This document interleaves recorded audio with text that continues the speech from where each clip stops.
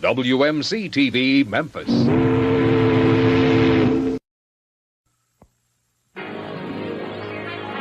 This is the NBC Television Network.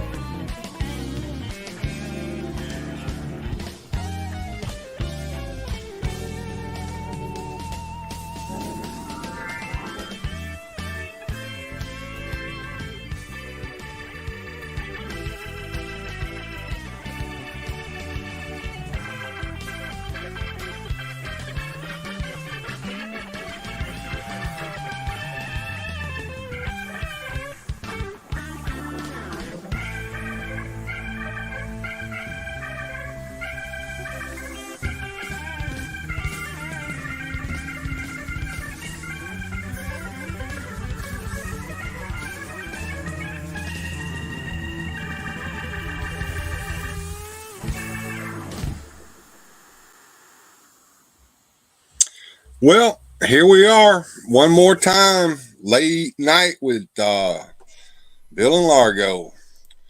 Got Howdy. the chat running smooth over there. Let's see who all's here.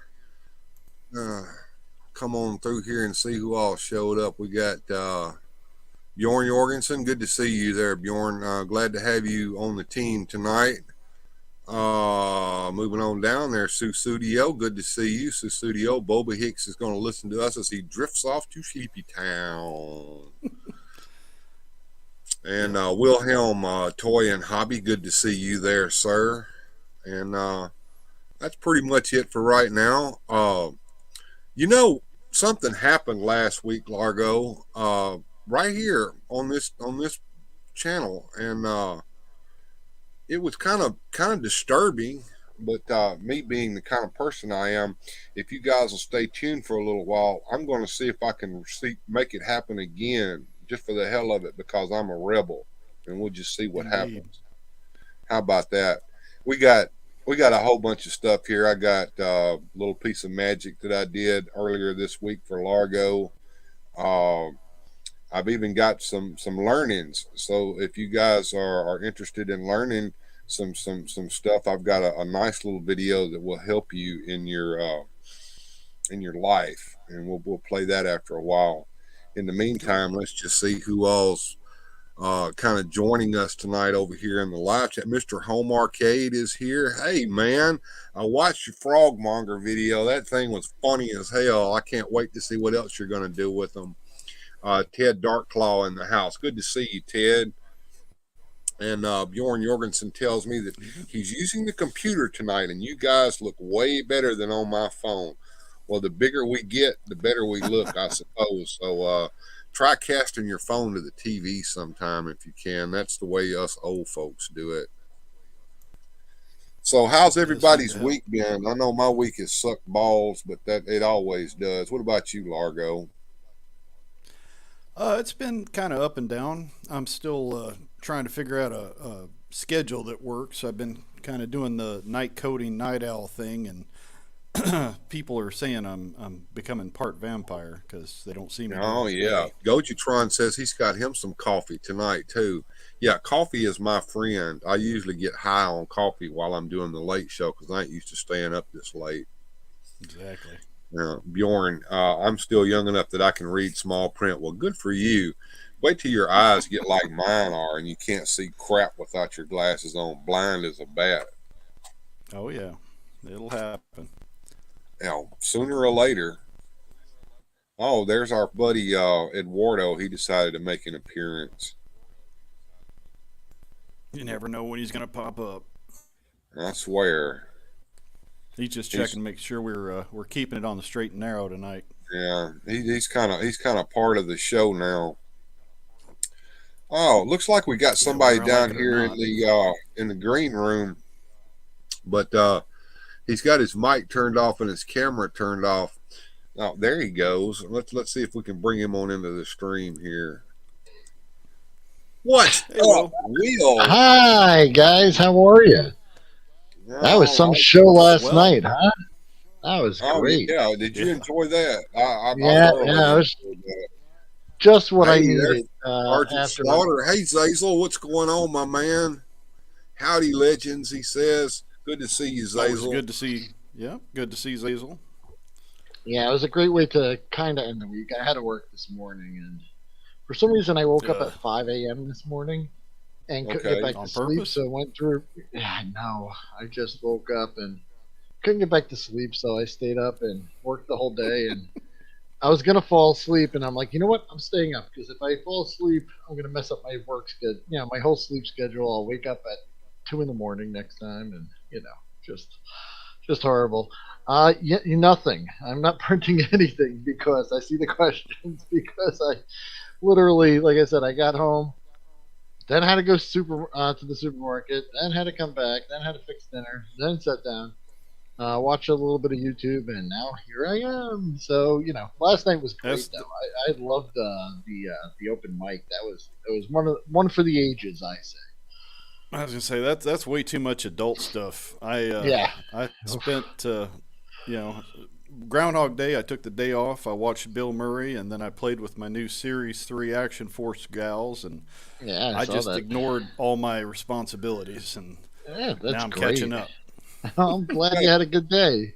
That We got a was few did. more people joining us there in the chat. We got Rolo and Gochitron's Howdy. here, and Susudio Studio. is here, and Screw Your Feelings is here. So good to see everyone that has Yeah. shown up. And I've got something for you guys. I don't know if you guys have ever heard this before, but they say that you're supposed to go and have your windshield wipers changed on Groundhog Day. Have you guys ever heard that one before? I have not heard that one. No. Yeah, they I say knew you're the, supposed the to never smoke heard that. change your detectors. windshield wipers once a year, and that Groundhog Day is the day to do it on. Is that right? Well, But I've it's as heard. good a day as any, I suppose. Masters Maniac says something's on its way to me. Wow. Mhm. Oh my goodness. Yeah. Well, thank He's- you, Rolo. I can't Oh, wait to see OBS what it in the is. house. Hey, Ooh, hi, OBS. How are you? see you. Forget about Masters Maniac. OBS. Yeah. No, Yes. Yeah, Rolo's been working on some lucha libre figures. you know, for guys, me, so. now that we have Susudio and OBS here joining us on late night, late night's become a much better place, I think. it really Are you has. saying It's we're really being cla- chaperoned by some more mature folks?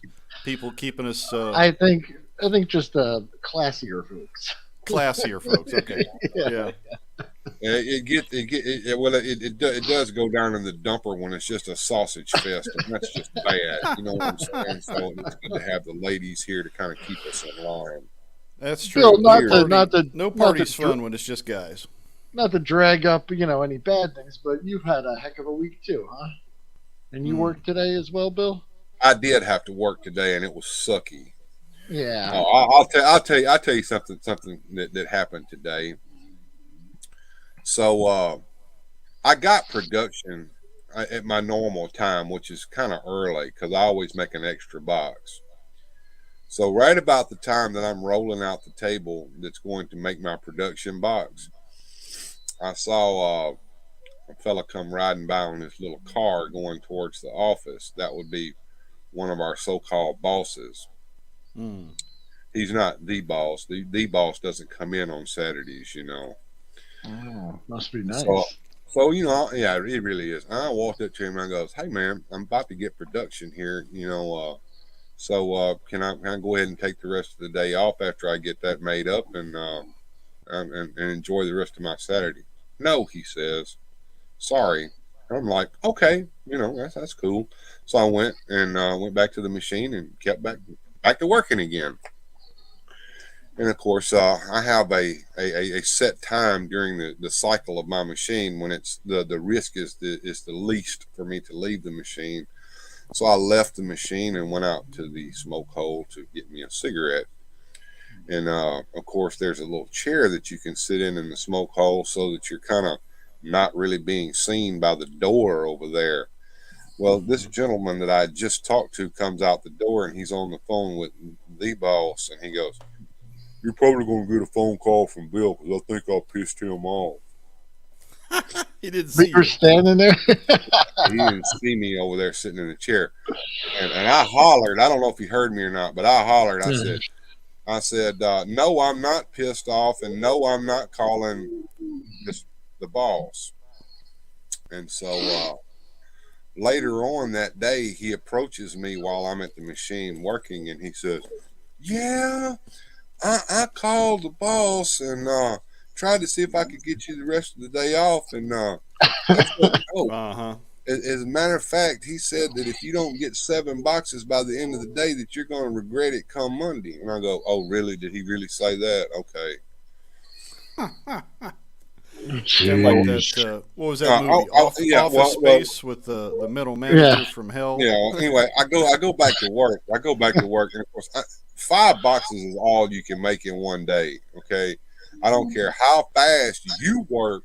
The machine works at one speed, even at 100%, and all you can do is just do what it gives you. So, at the end of the day, when I had made my 5 boxes and getting ready to start cleaning up, I called the boss on the phone and I said, "Man, if you're planning on writing me up on Monday, you might as well get your ink pen ready because I didn't make but 5 boxes." And he goes, "I didn't say that." Mm-hmm. Wah, wah, wah, wah. So somebody told a story. I don't know who. Well, it just shows I that the wish fella I doesn't could. know the machine because he should know what the capacity is. If you can only do 5 boxes, you can't ask more than that. I had a couple doozies. They may be able to if they change this the week. program up some, maybe change the kind of tools that we're using in the machine, and that may happen someday. But Yeah. right now, it ain't happening. Bjorn said his work was okay, but he had a boring job for the day. Well, welcome to adulthood, my friend. It gets worse. I dream about just having a boring day. That would be so amazing just to be bored. Motu Joneser. Man, folks just can't be real. And Rolando Flores is here. And hey, Rolando, how are you? Yeah, it's good to have Rolando Flores in the house. He is one heck of a moderator over there for Super John, and I watched him working his little tail off over there for Super John, and I gave him some shout outs for that, and I also gave him a present. He's got a wrench in this chat now too. So welcome to the club. We have a super wrench of our own named Bjorn. We really appreciate his effort. Absolutely, Bjorn is our head wrench. While all wrench have the banning powers, there's only 2 wrenches, well 3 that I'm going to allow the banning without my blessing, and that's going to be Largo, who is our new super moderator, and Bjorn Jorgensen, who is head moderator. Hey. Grindhead Jim. And they said you never amounted nothing, huh? No. I swear to God. Hey. And I'm waiting for my Captain Midnight secret decoder ring. It should be in the mail, right? Yeah. You keep waiting on that. We got 12 folks in the house. Okay, all right. Here's a special one for you guys. We're going to replicate what happened last week right here on the show, and just to see what happens with the YouTube algorithm and the little spidery bots that watch every move that we make. Let's see if we can have what happened last week happen again. Let's check it out, folks. Here we go. You ready, Will? I'm ready. I'm strapped in. All right. Let's watch Bill break the internet. Here we go.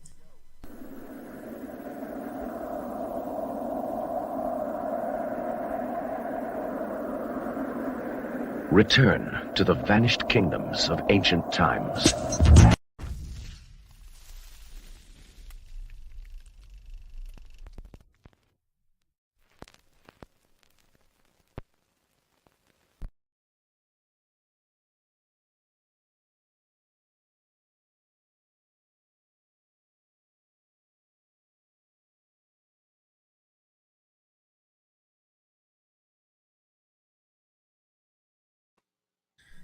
Oh dear. Well, I'm guessing they don't like that. They got you. Maybe someone. Toho is. Maybe we got a mole. Maybe No. someone sent Susan a message saying we were up there.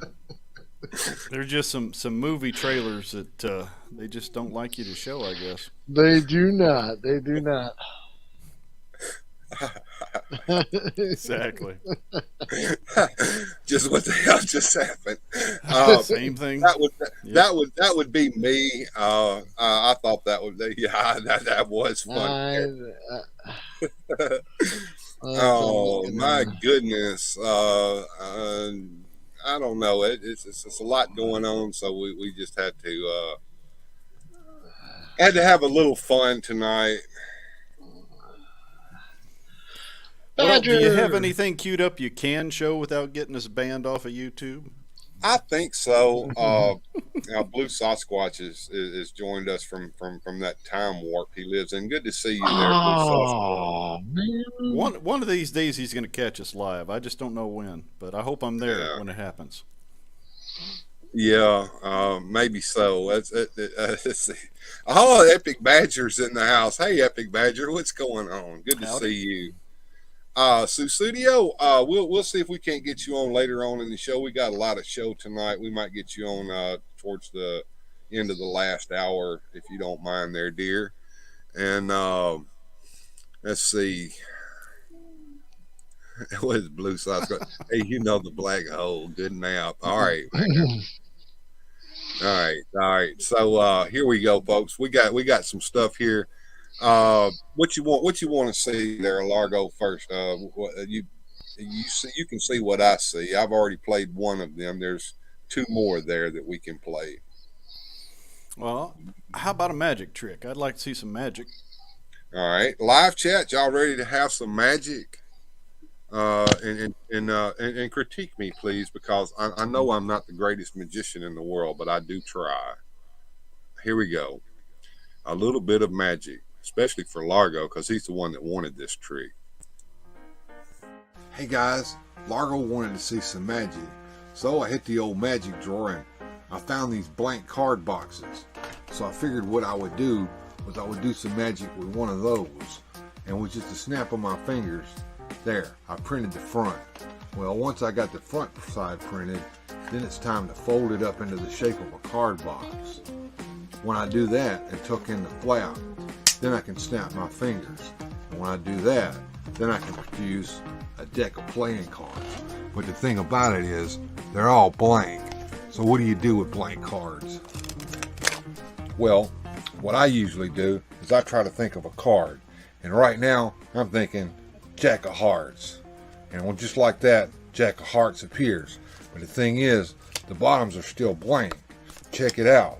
So what you need is you need the card box again, and at that point you can take the backs and just like a photocopy, there, I've got cards, and look, they're all printed.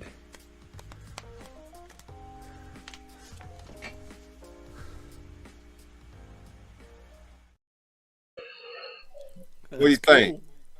I like it. Let's see what the chat says. Did you get the package, Bill? I don't know. I've got a package slip in my mailbox, but the post office closes at 11:30 on Saturdays, and I didn't get home until way after that. So that's what happened there. Blue Sasquatch says woo. Bjorn says nice trick. Rolando says nice. Wilhelm Toy and Hobby gives me a clapper. Lyric is wide-eyed. That's very good. Rolando's giving me a golf clap. Thanks, Rolando. Says Susudio. Ocean Breeze Softy says gives me some claps and a happy face. And Gojatron says this man is This man is a wizard. all right. You are great. I want the clip from Willow where he says, "You are great." I don't know if you know this scene, but it's hilarious. Was that his All disappearing pig trick? No, that's when like Mad Mortigan finally like starts kicking people's butts, and then he's like, Right. "You are great." Epic Badger He just says says it doing with some the- toy photography while I listen. So Epic Badger is working on his passion, which is toy photography. I can't wait to see what you put up on Instagram there, my friend. Oh yeah, he always comes up with something good. Lyric is questioning reality. The walls of reality are crashing in on you. Are the cards blank? Are they printed? Up is You'll down, never know. cats and dogs living together. I don't know what all. Oh man. Come on. Just having a good old time. We're just kind of freestyling it tonight. So, who's got their frogmongers? Mine still has not arrived.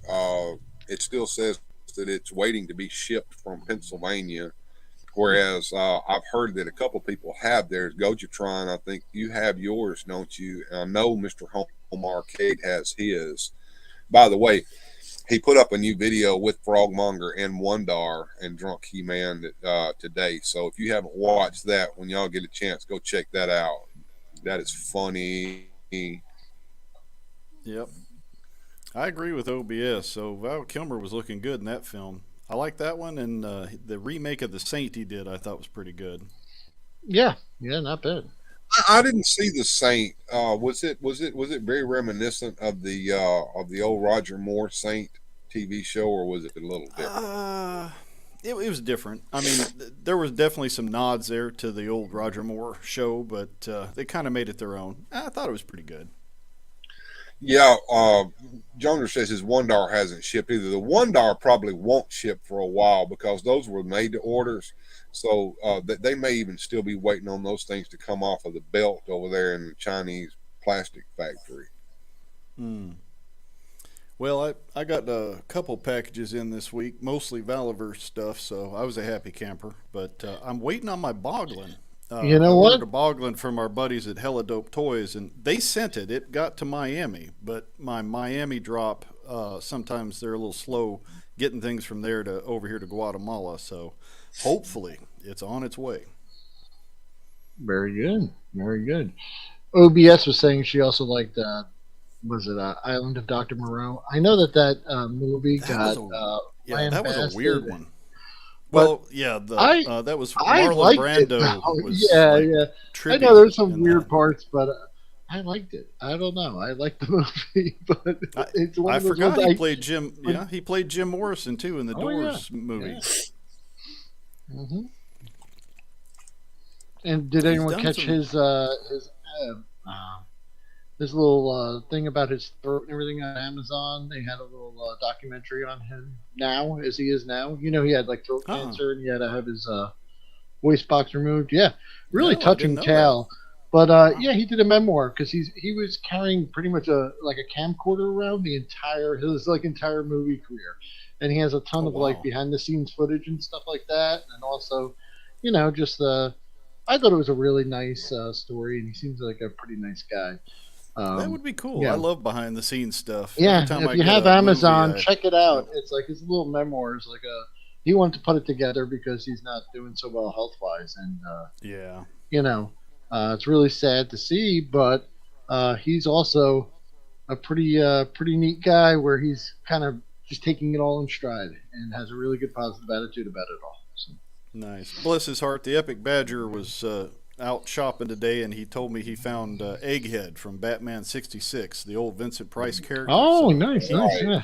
He picked one up for me, so thank you, buddy. Go Dutron. Good deal. Boom, perfect. That was his best role. Oh, yeah. I mean, I'd say acting wise, that was great. I mean, perfect. I'll be your Huckleberry. Oh my God, great movie. My favorite line from that was somebody says, Oh, I got plenty of friends, and Doc Holliday says I don't. I don't. That is true. He did a good job Awesome on that. movie. I like that. Awesome movie. Yeah. Y'all ever notice this weird thing in Hollywood where if somebody puts out a movie about something, another studio will put out a movie that's almost the same? That happened with Tombstone and the Wyatt Earp movie. That happened Yeah. with what were those? There was a couple of movies underwater that all came out like the same year. Yeah, Like, there was like Leviathan and like The oh, Abyss. geez, The Abyss or something like at the same time. Yeah, they do It's like- that, and I don't know if they do it on purpose. I saw a documentary, like YouTube video, where they kind of like explain that whole like phenomenon. Yeah, like where they do that. They'll do. I think it's two- like groupthink. They all live in a little bubble, and they all pretty much have one idea at a time, and so they just scramble to find a good writer. And or some of these writers are director. pitching it all over town, and they may not go with that script, but they might say, We the, could do the, one the ourselves. brilliant boss might say no, and then like later that week go, hey, I just had a great idea. We should do a Wyatt Earp movie. Get someone on that. You It know? sounds familiar. I love that when a boss totally dismisses an idea you have, and then 2 weeks later they suddenly have a brilliant idea that sounds awfully similar. Yeah. Yeah. It's pretty funny. So yeah, it's probably one of those things where they're doing that. But yeah, Bjorn with some Actually- historical knowledge here. oh, He actually said, "I'm your hucklebearer," as he was referring to the handle on the side of a coffin. is that what that's called? A huckle? I didn't know that was called a huckle. Okay. I don't have much. Well, thank goodness I don't have much experience with. I think casting. Paul I bearing. think Yeah. I think Sharknado was probably one of the best movies ever made, but there was something missing from the sharks. Oh, Was it? I can imagine what that would be. Rollo might know. Yeah, I think Trying Rollo to does think. know exactly. What could make a Uh, shark better? Starbucks gift I was only- cards? No, No. Oh no, not that. Okay. try again. I'm trying to think. Legs, land sharks, right? Land No, sharks. no. Oh, okay. No, I've seen that. That was on Saturday Night Live. Yeah. What could you put on a freaking shark's head that would make it Think- better? Yeah, think Dr. Evil. Yeah. Something on there. Maybe lasers. Bingo! Freaking lasers. Freaking lasers. Fucking It's gonna laser happen. sharks. Come on, Will. This is serious. I know. By hook This is or by serious crook. talk now. We're Guys, going to get whoa, some whoa, whoa. frickin' laser sharks eventually. We're going to make it happen. One of these days. I've got it on good authority that Rollo's working on such a thing as we speak, and I've got to get with Grindhead Jim because I got to fix up a nice Patreon only get together so that Rollo can present his ideas for laser sharks to us. That would be cool. So Studio says I want Rollo to do that with a chalkboard and a pointer. And I want one image to be that of a laser, and the other one is a shark, and then he flips it, and it's a laser shark. There you go. that very good. Grindhead Jim just can't. He can't We argue. all with it. want laser sharks, Bjorn, and if we do get laser sharks, we all have to troop over and buy them just to prove Grindhead Jim wrong. Maybe a pie chart that's just 100% people who want lasers on sharks. 100%. That's it. It's just a pie. It's a pizza. We're all going out. Even Denise agrees with me that of course lasers. What else? What else? Yes. Exactly. I know. Hi guys, I'm sorry. Yeah. Sometimes I'm not too smart in the head there, when I make the mistakes. I'm sorry. Will, how you got a about 3D printer, lightsabers buddy. on I'm the thinking. sharks? I'm thinking with a little bit of Possibly, but I- jiggery pokery, you could do something with that 3D printer and give us a prototype. Let's do it. I got this GI Joe guy, right? I've showed you. I've Yeah. showed him on stream a bunch of times. G.I. Joe got you a 3 3/4 inch figure? No. Who'd have thought it? But this is There, Eel's version 2 from the 90s, where he came with a mechanical shark that fired lasers or missiles out of his mouth. I kind And of it's a like backpack. that. And it really I is cool. really do. I kind of like that, Will. Yeah, it really is cool. Yeah, that's pretty sharp, man. I really do like that. And OBS is telling us how about lightsabers on sharks? That might be a thing to think about. You know, Yeah. maybe Speaking have of the that, shark have a big mechanical arm sticking out the side where his fin is, so that he can was that wave the it. last episode of Andor, or was it the second to last episode where? Was it the one where they all jumped into the sea and swam away No, from? it's where what's his name? Oh, geez, I forget his name. He's a really good actor. He's the older guy, the curator. What's his name? Mm. Anyway, his ship is actually a pretty badass vessel. Did you see that episode? Mm. I saw And all of them, but the Empire's kind of messing with him. He does a bunch of switches. It's almost like lightsabers come out of his ship or something. I wasn't sure if that was lightsabers or just lasers. Remember he cuts Probably the TIE just- fighter or something right in half? Right. I've never rewatched it. I remember that. Yeah. I don't there's remember the giant character's lightsabers. name, but it's the Yeah. same actor that played in the Thor movies, right? Yes, and Yeah. he is a Skarsgård or something, I think, and his name is I can't remember what it is, but Liam, something like that. yeah, he's like the uncle to that other guy or something. Oh, Well, all right. So you're talking about the Andor TV show that was based upon a character that originally appeared in Alex, Rogue Stellan. One. Yeah, And Rogue Bill One. Skarsgård, thank you there, Bjorn. Bill Skarsgård. Thank you. And Gojatron says Stellan Skarsgård. So which is it? I'm sorry, Bjorn, but I guess I could always Gojatron- use that. What's that? Google. Yes, I could use that. Or IMDb or something. Yeah. or as we used I to don't say back in the olden days, RTFM. But yeah, Stellan Skarsgård. Yeah, Luthen Stellan Rawl. Skarsgård. Luthen Stellan. Rawl is the Maybe character. they're brothers. Ain't there an Oh, okay. Alex? I don't know. Yeah. I don't know OBS. Maybe there is. He Well, we're is. talking He's about- related to someone. But talking about anyway, Andor. I just All right, so I'm going to ask both you and Largo there, Will. All right, so I watched it. It was okay, and I watched all the episodes of it. I wasn't blown away by it by any means. So, what were you guys' thoughts on Andor?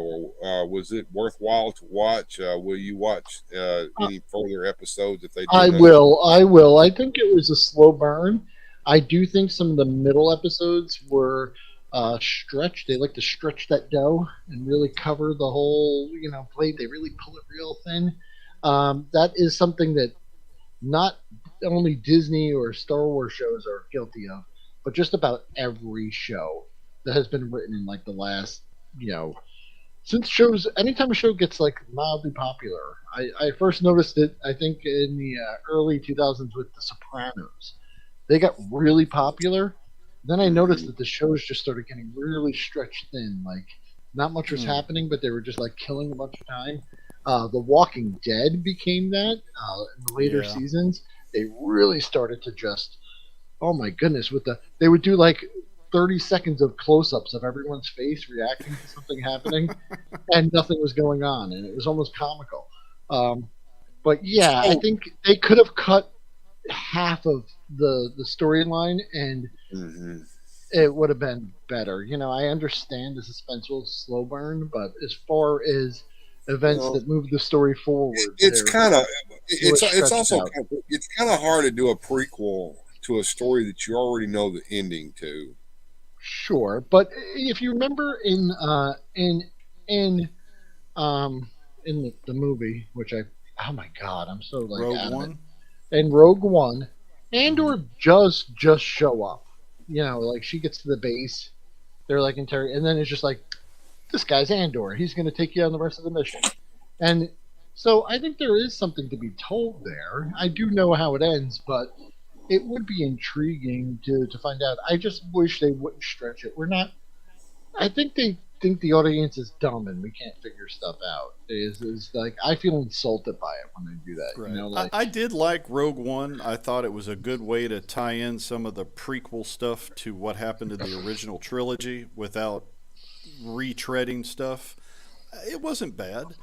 You I know, don't watch Disney Plus. I won't give the House of the Mouse the extra cash to do that, so I haven't seen any of their There were stuff. I've some heard. strange elements in the show. Like, if you remember, like in the first episode, like everyone in town was doing like this, stomp the musical number, like banging pots and pans against the windows and that was doors. their And way of communicating with each other so that the Empire yeah, didn't know but what they were. they told the Empire like, oh, this means like they're getting together and there's going to be some real, thing happening. But then later on, when they actually do fight back against the Empire, like no one bangs on anything.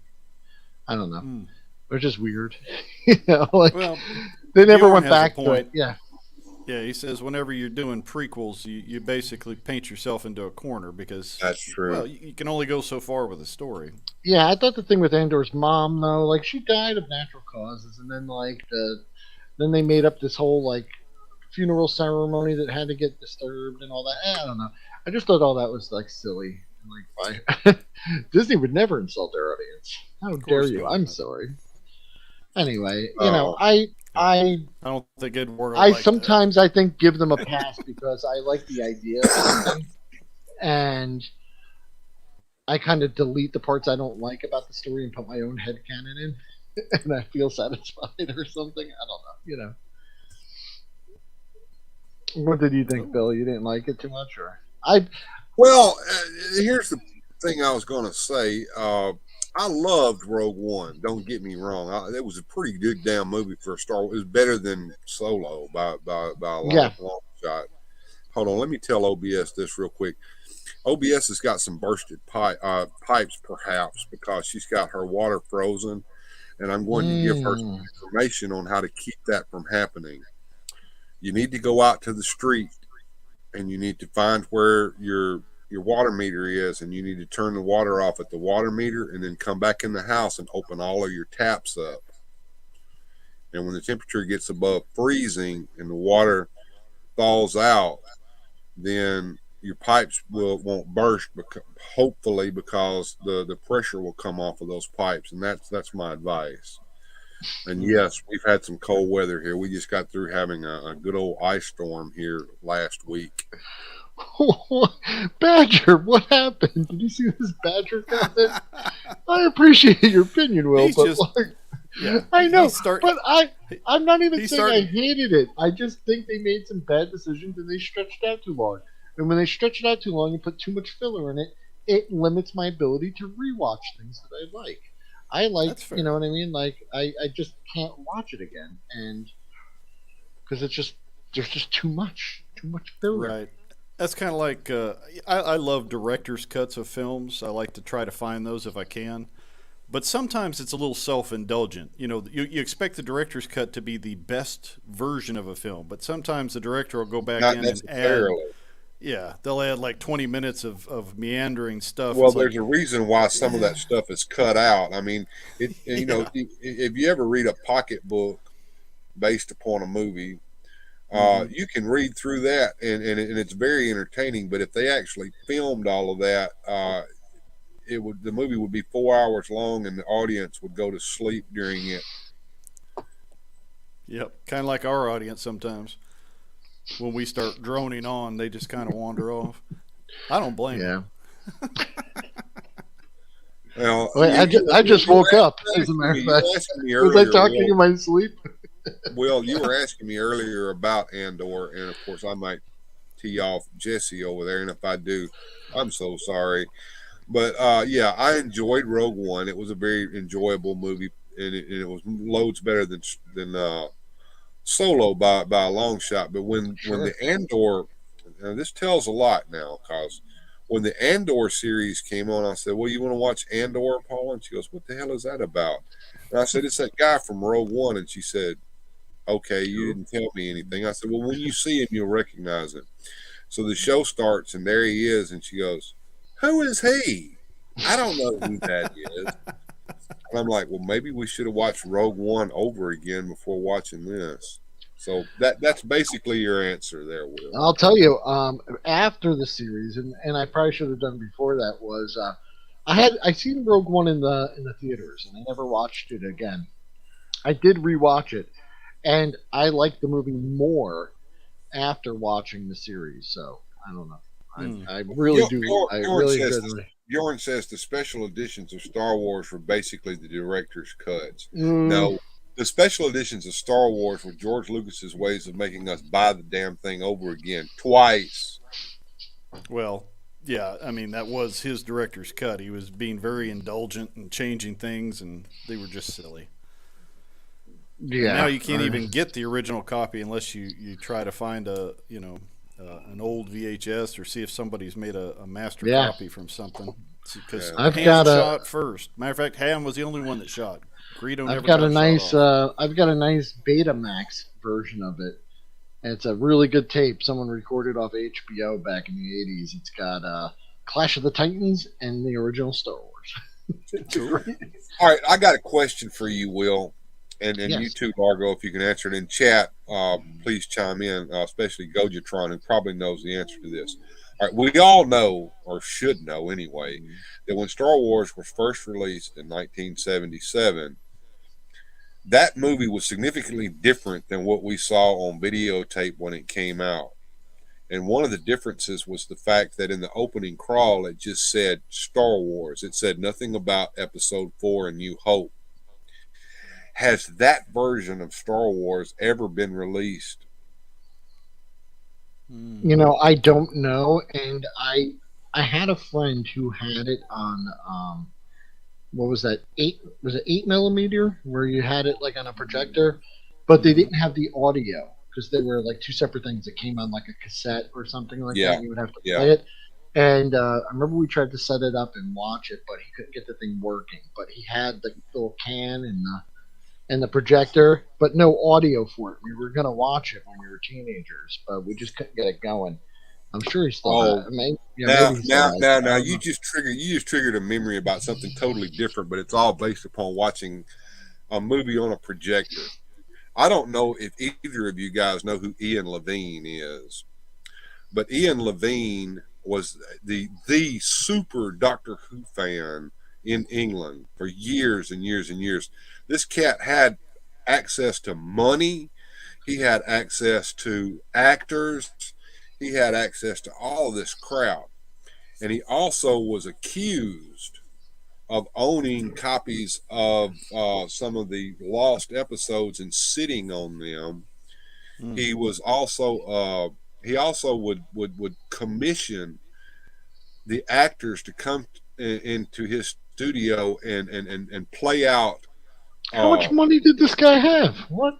I don't know. He had a ton of money, and he would film this shit all for his own personal benefit, never to be Is this released. the guy that's like the guy that stole Pee Wee Herman's bike? What was that fat kid's name? I don't know. He had the mansion. Anyway, Swimming pool with this the guy, some of this stuff is leaked out, and it yeah. was available on that place on the internet where people who ride in ships hang out a lot.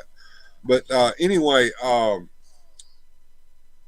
he, from what I understand, he had an episode of the Underwater Menace. Now, what's left of that has been found, but I heard he had an episode of that, and he put it in a projector so he could see. He and his buddies could sit there and watch it, and they screwed up, and the bulb in the projector burned a hole in it. Ooh. Oh man. Oh, Pope is in the house. Hey, Pope, he says, I do have the old cassette tapes before they added the CGI stuff. Have no VHS player, though. Yeah, nothing to play them in. Ooh. Yeah, I imagine a bunch check, of those would be. Hope, yeah, check your local thrift store. They usually get those VHS players. I mean, I know I'm also in Florida, so we got a lot of retirees that have stuff that's 30 years old, and then they donate all the contents. But most of them do work. I test them all the time. Hey, that's a fun fact. Do you know a lot of people in their 20s don't know how to hook up a VCR? I don't doubt that. I know some folks in their 20s don't know how to operate a rotary telephone either. Sure. Yep. Well, it's Happens like with often. my folks, even back in the day when VCRs were popular, they never could figure out how to set the time on it. It always flashed 12 o'clock. Yeah, well, there's a way to fix that, right? Mm-mm. Yeah, you Unplug get a it. piece of electrical tape and you cut it Oh. just the size of that little thing and put it across there. That'll do it. Oh. Yep. Bjorn says he can hook up a VCR. I know you're a very resourceful young man there, Bjorn. I'm pretty sure that you can. Well, I figure if you could hook up a video game system, you could hook up a VCR. It's You not would too much, think. too different. But yeah, it's pretty funny. That's right. But a lot of them struggle, and the whole concept is just something they've never used or done anything with. So why would they know? They've never Well, experienced. it's that same philosophy. If you can dodge a wrench, you can dodge a ball. Absolutely, and that was probably one of the funniest movies that I saw back in that time. Pretty good damn movie. Let's see what Pope says here. Time clock was something I had to learn to set. Hercules and Xena would air while I was still on the bus. Okay. Oh yeah. Yeah, yep. Yeah, that we all remember doing that too. You'd put the VCR Okay. tape in and set the timer so that it You would want to hear something weird? Here's just something weird I did. I have 10 VHS tapes of just sessions of me flipping through channels from like the 90s. They're somewhat Why? interesting because the way my VCR was set up, the cable box went through my VCR to my TV. And then I was recording something one night and I forgot to like stop recording. And then as I was flipping through the channels on my cable box, it was just continuously taping all of that. So I've got bits and pieces of all kinds of just weird stuff that was on at like 3 in the morning. There's like this religious show where this guy is claiming to have like been addicted to crack and then like Christ healed him and he starts singing and stuff. It's really just bizarre stuff. Like It's kind public of like access stuff. short attention span theater. You just bloop, bloop, bloop, bloop, Yeah, channel so to then channel. I decided it might be a good idea to make You can whiten your teeth with. so I can just see that. did Yeah. I did 10. They're just numbered. Do you 1 have through 10. hemorrhoids? And I still have them, and I don't remember what's on them. But I think it might be a good idea to just crack them. Slices, Julianne's. Yep, and that's how it is. Yeah, it's just you'll be watching something weird, and then it just switches. Yeah, and it's all Sure very be. late night during the 90s. Oh yeah. So You those remember, might those be little, second, you remember those guys. little TV sets that they sold recently? I think it was, I bought one at Walmart. Yes. That I was Batman. able to find the Batman '66 one. Yeah. Yeah, that's a good one. But that would be neat if you could change out what's in that to just you changing the channels. Mm-hmm. Yeah, that would be pretty cool. Yeah, I just for some reason tapes and everything made me think of it, and I think at one point I did go back, but they're all in a box sealed. And last time I Mhm. checked, they all played well because I just kind of put them away. But yeah, it's just might be something worth just taking a look at just for old time's sake. Let me pull up something real quick. It's gonna cause me to stutter and pop a little bit, but let me see if I can find it.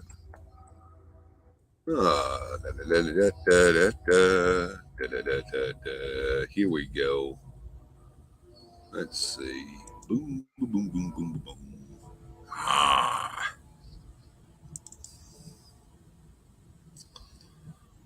Let's see if I can make that open up in its own little window.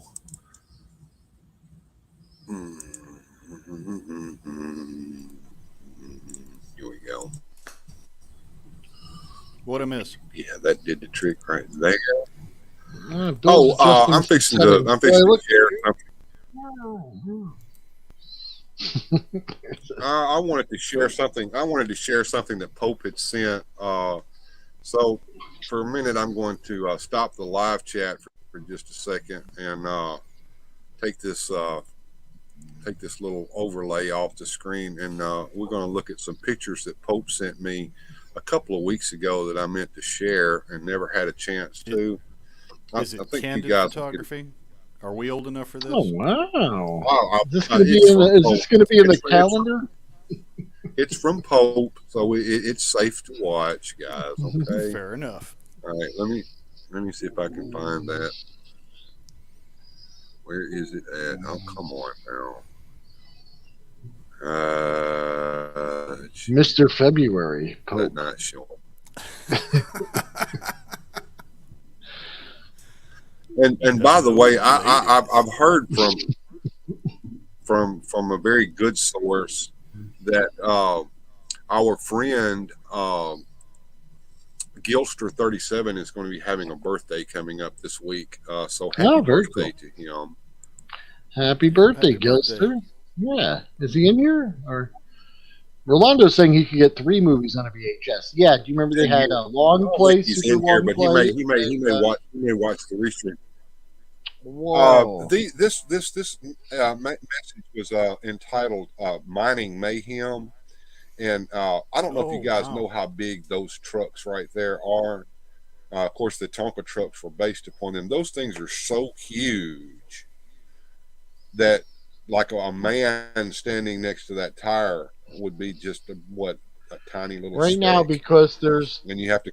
no point of reference, but that vehicle next to it with the boom with the lift and the crate, there's a little crane. Those things are like the size of I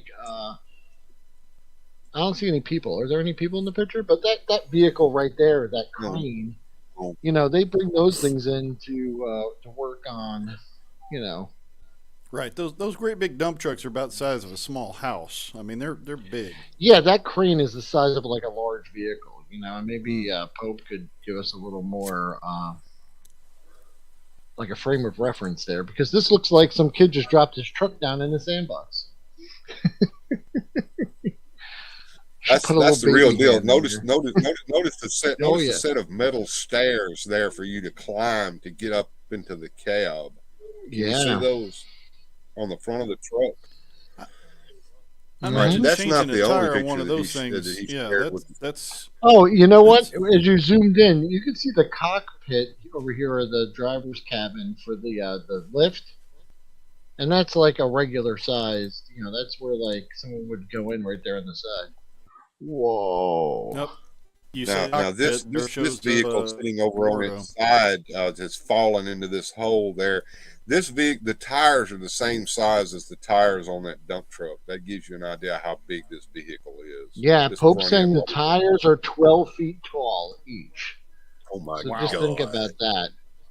That means I could stand on Largo's shoulders and still, just be touching the top. You got to imagine how bad of a driver do you have to be to turn over a vehicle the size of a house? I mean, and these guys probably had some training before they let them behind the wheel of this thing.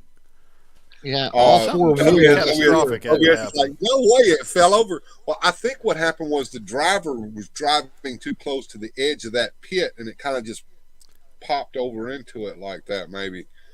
Oh, the loader is even bigger than the truck, he said. Okay, my God. Yeah, so, well, that's the thing is, like, you don't have a point of frame of reference. There is tire tracks. Distance, a crane big enough to pick that thing up. Yeah. Now, I don't know if they have one or not. It would be nice if there was because, like I said, this could be a kid just dropped his toy in the sandbox and we're just messing with you. Unfortunately, this thing is hundreds of real deal, guys. Yeah. Yeah. Thanks for sharing that with us, Pope. I thought you guys would get a kick out of seeing that. They are amazing. Those things, like I said, it's like a 2-story building on giant wheels that moves. It's just crazy, man. That's absolutely crazy. Tons and tons of earth. Yeah. So Pope, how often does this happen? Is my question. Does this happen quite frequently?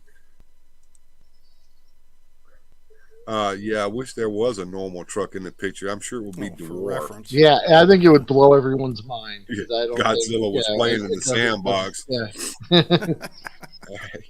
That's just absolutely crazy. Yeah. So, like I said, it's like a thanks for sharing that with us, Pope. That was some. How long did it take to get that right? To get that truck back? Yeah, that's a good question. I would like to hear the answer to that myself. I'm thinking that crane or the lift was there to get the drivers out of the truck. Maybe I don't know if I'm wrong, but like did the that lift that we saw next to it might have been there just to get them out because you got to think they're like 2 or 3 stories high. stuck. Yeah. You know, Hopefully they got an escape hatch or something. I don't know. that's pretty rare. I've never seen the duals come off a truck like that, and no, it is pretty rare. Okay. Mm. So my question is this: was the pictures that we saw shot by your drone, Pope? That's a question. Because Pope, that's what Pope does. He's a drone pilot. He works in the mines Cool. there. Oh, And sure. Yeah, they've got other giant trucks to just tip that one, so it probably wasn't. Yeah, just go get another giant truck. Yeah, I got a whole you. bunch That would Okay. do it. those trucks must cost millions of dollars each. I don't know. I don't know how much things cost, but I would imagine. You know, It's probably so much money that you just can't even imagine. Yeah.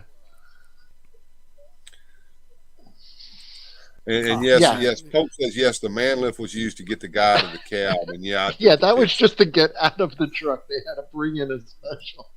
That's just crazy as hell, man. Yeah, because the way the truck was tipped, you could see the stairs kind of just end it, and then Oh, it would have been yeah. like a 2-story drop. You know. All right, we're Crazy. getting into close to the end of the first hour here, and starting on our second hour. Let's see. I'd love to hear the call to the insurance company for that one. I'm sorry you tipped over. What now? And yeah, millions of dollars, says Pope. Million. That's with an S. There, millions of dollars. Mm-hmm. The heaviest truck they have on their site is 410 tons, says Bjorn. Okay. You guys need to watch something that I'm going to bring up here. It will help us all to keep our jobs. So I've got a nice little video that I'm going to play for everyone here at the start of the second hour called "How to Keep a Job." This will benefit us all, Will, me, you, Largo doesn't work, so it won't benefit him at all. That's right. But the rest of us who do have to work, this may help us. So here we go, folks. Now, this one job you had with the Central Distributing Company, you worked there for 18 months? Yes, sir. Why did you leave? Because I wasn't getting anywhere. After 18 months, I figured I was worth more than they were paying me. And I figured I was ready for promotion to more important work. I see. Honest, Mr. Wiley, it was a rotten company. I don't know why I stayed as long as I did. Tell me, were you fired? Yes, I was. But it wasn't my fault. The company just up and started firing people. Retrenching, they called it. What do you think of that? I think it's a pretty normal situation. A business has to live within its income. Many factors affect that income.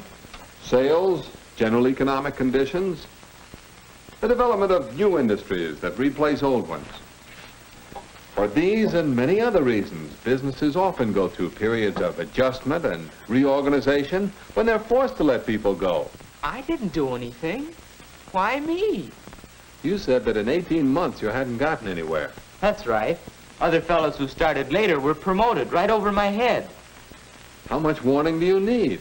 Couldn't you see the company valued the other fellow's services above yours? But I thought I was doing fine.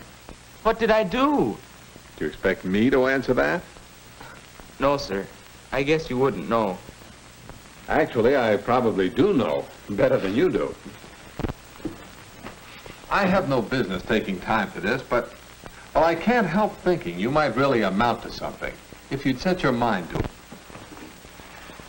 Try to see yourself as your employer saw you. Better still, let me give you a picture of a case I really do know. It's about a young man who came to work in our shipping room here, and another young man. Now, we begin work here at 8:30. That's the time to begin this business of keeping a job. And that's the time Bob Addison began work every day. We could depend on him to be on time and to do his work on time. You might call him an eager beaver. But look at it from the employer's point of view. Wouldn't you like to have Bob working for you? Dependability is one of the main keys to keeping a job and getting ahead. Now, dependability includes a willingness to work.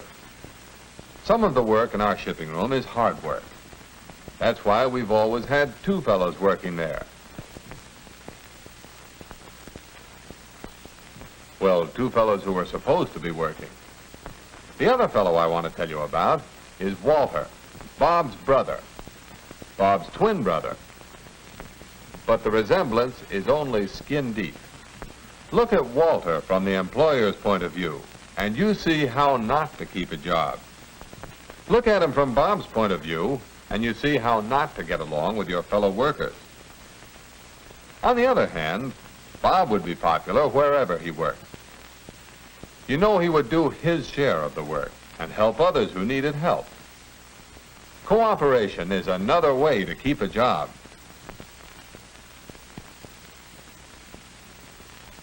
Walter finally decides to go to work, but a job he was supposed to do first thing. Actually, he was supposed to run them off the evening before, but he put it off. This is how not to be dependable, how not to cooperate with the company and with your fellow workers in your own and other departments. Poor Walter. Who should come into the shipping room but me? The boss always seems to find out. Walter's manner gave him away. Now, it isn't hard to learn to make good, clean copies on a duplicating machine. And this wasn't the first time I'd had to criticize Walter for making poor copies. And it wasn't the first time he tried to alibi his way out of a situation. The fact was, Walter just couldn't take criticism. Yet how can a man expect to improve on a job if he won't listen to the very people who can help him? Just before closing time, you'll find Bob getting the shipping room ready for the night. And you'll find Walter getting himself ready, so he won't be a second late punching the clock. An employer sees this as a sure sign that a man isn't really interested in his work. I ask you, if you were the employer and had to cut down your staff, which fellow would you keep? That's not hard to answer. But why didn't you go ahead and fire this, Walter? Now, don't be too hasty. I'm only telling you about Walter's bad points. He did enough work to hang on to his job. As long as times are good, there'll be jobs for fellows who just barely do enough to get by. But to keep a job when the going gets rough, you need to insure your job. Make yourself so valuable your employer can't let you go. We've talked about dependability and cooperation. Now, another prime quality is initiative. And for once, I have something good to say for Walter. It's not hard to understand why he was unhappy whenever shipments were left just inside the door. The packages had to be hauled all the way across the room for wrapping, then hauled back again when they went out. If you don't like the way things are done, you can spend a lot of time complaining about it. That was Walter's usual way. But this time, he got an idea, and he knew what to do with it. In every company, there's plenty of room for improvement, and the management usually welcomes suggestions from employees.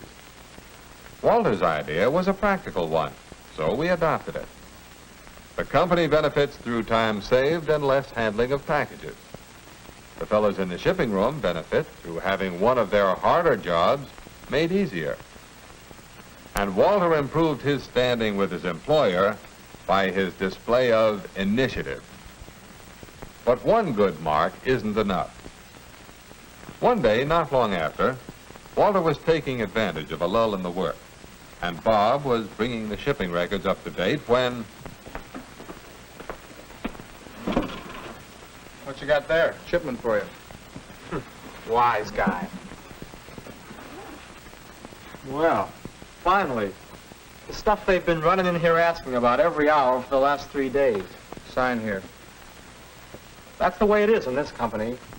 They wait till they've run out of something, and everybody runs around like crazy. No system, and nobody in charge with enough brains to start one. What a way to run a business. You don't like the company, why do you work for it? Me, I work for a swell outfit. I'm proud of them. Maybe I'd like to work for them. Could they use me? What for? A press agent? Yes, Walter found out that nobody thinks very much of a man who talks against the company he works for. And what did Walter gain by making that false statement about his company? Nothing, except trouble for himself if it got back to his employer, which it did. I guess it's not very different from the way I was talking to you about the place where I used to work. Well, there's a saying, if the shoe fits. Oh, the shoe fits all right. You knew it would, didn't you? Yep, I could see my shortcomings all over the place. Dependability, initiative, cooperation, and loyalty. I could have done a lot better on every count. You can do better. Come on. Yes, sir. Well, Bob, I've got a new assistant for you. Bob Addison, this is Ed Blakesley. Hi, Ed. Glad to meet you. Bob's a good man to watch. As soon as he trains somebody to take over here, he's moving up to assistant purchasing manager.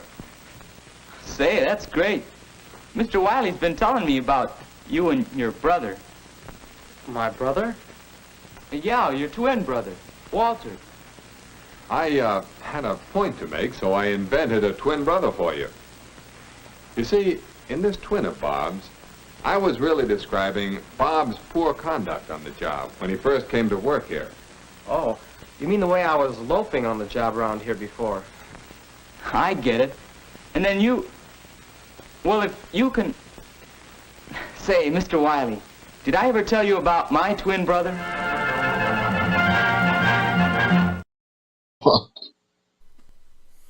I had to cut that a little short, but that's kind of the gist of things.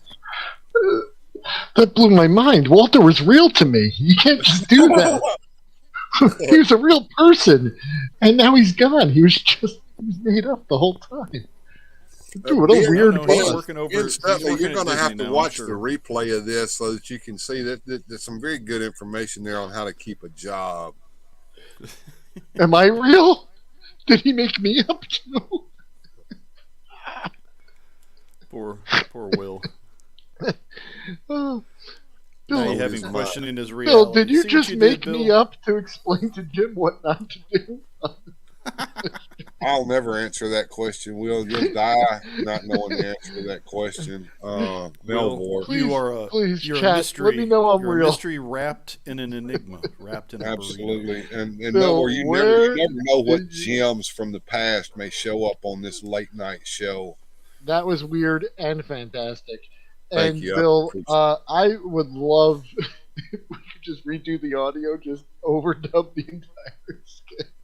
Come up with something else. Do a little MST 3000 action on it. Yeah. That could be horribly wrong. I think letting the live chat do the MST for me is even better because there was some. Oh yeah. The riffing was hot and heavy in the chat on that, and it just. And Goji Trud said, "Wow, assistant purchasing manager. The honeys are all lined up to get with Bob." That's right. And Bjorn said he sure learned a few things. You better take that information with you back to your job, son. Indeed. I swear, if my boss ever made up an alternate person, I would. By the way, Will, it would just be great if that ended with the guy just going, "What the hell's going on?" I have copies for this if you want to torture your employees where you work at, Will. You know, it's really would be weird that good. you played that video this weekend. I mean, I'm not going to go into any details. Maybe personally, I could tell you some things, but just funny, just really funny. It's Yeah, I can imagine. the irony is real. Yeah. Yeah, it's, a lot of times it's not the job, it's the individuals you have to work with or for or around that can challenge you. Mm-hmm. Which are wonderful. And I had a doozy of a customer this week, but I can't talk about it. No, no. Can't talk about it. Why Well, even not bring like it up if you live. can't talk about it? Now you make me want to make you talk about it. Are you saying that you have Karens in Florida? Yes, yeah. So they do Who'd have exist. thunk it? This one was a special Aren't they all? one. Yeah. I have a specific employee in mind who I think I'm gonna make up someone. Oh, I would love to hear some chat horror stories about working in customer service. I know there's got to be some out there. I think OBS she was saying something about she had like they hired someone Yeah. and and He then picked his like paycheck up, didn't come to work that night, and then said he was in jail. yeah. Did he call for someone to bail him out? Yeah, we can't find good people. One of the kids, 36, How do we know you're in jail? Wait a picks minute. up his check that doesn't show up, then says, "Oh, by the way, I'm in jail." Not that I have any personal experience or anything, but when you use the phone in the jail to call out, whoever you call, the first thing that they hear is, "You have a collect phone call from such and such correctional facility. Will you accept?" Yeah, So if you didn't hear that message before he called into work to say he was in jail, he was lying. yeah. And the Not studio that I says would know she was personally. called. I mean, She just was saying. called a Karen the other day. As long as you weren't called a Tammy, I think we're all right. That's right. Don't be a Tammy. We learned that from Susudio.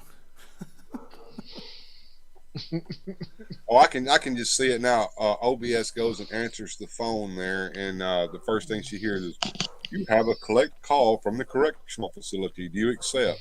Click. Hi, I'm in jail. Okay. Well, of all the excuses not to come into work, that one's pretty original. Yeah. I don't know what that would do for your future employment, but All right, we'll see you there, Ben. You get you some rest. I know that you're in a different time zone than we're in. yep, he's on the other How side do you of the know pond that, there. Susudio? How do you know you're real?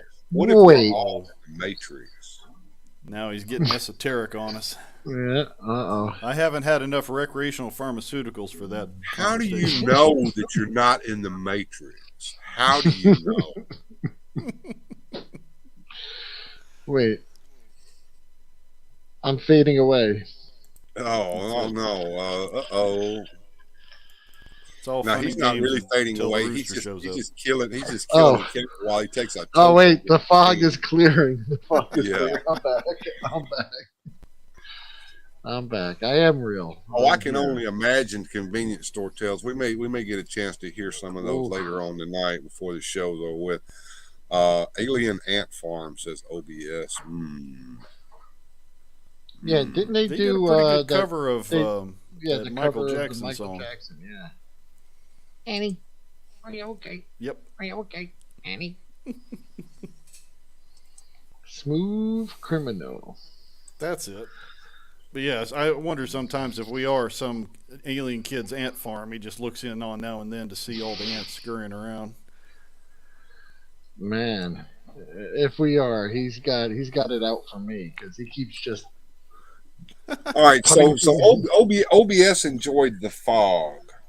Yeah. I Oh, yeah. have not ever seen The Fog, but my brother saw The Fog, and he said the ending sucked. Can anybody Sure. confirm or deny that? Yeah, it was not his best work, but it wasn't bad. I mean, you know, Yeah. Not to be confused with The Mist, yeah, a which whole was different similar, animal. but The different. Mist. That But may I'll be tell what you, I'm thinking yeah. of. Is what happened in Yeah, The I think Mist? he might have been. That's The the one with Mist the was, really bad Steve- ending, where Yeah, The Mist was That was may a be what Stephen I'm King thinking of. story. The Fog Yeah. was definitely a John Carpenter thing, and I don't remember what story he based that off of. If that was one he wrote, or if it was something else that he'd picked up. But yeah, it did make Ordinary Fog very scary.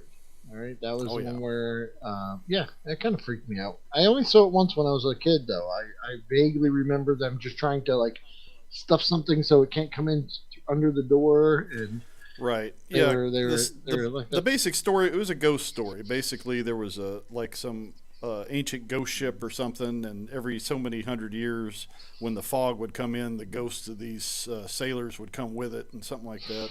Whereas the Mist was all trippy, skippy sci-fi stuff, where they broke into another dimension or something. As you would when you're in a Stephen King novel. Absolutely. And yes. Yeah, there's some definitely walking to school in the fog. There were some really foggy days when I was a kid. And Did you walk to school as a child? Oh yeah, Did you entire time, in the snow, uphill, in the fog? One time my cat followed me to school, and one time my dog followed me to school. I was that close. I mean, it was probably just under a mile, to my school. Well, that's not too bad. Yeah, it wasn't too bad. Beats riding the bus. Bus was terrible.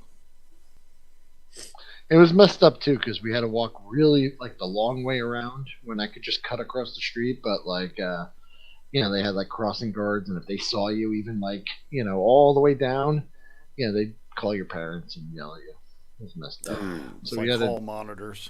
Yeah, we had to walk all the way up, and then all the way back down. So annoying.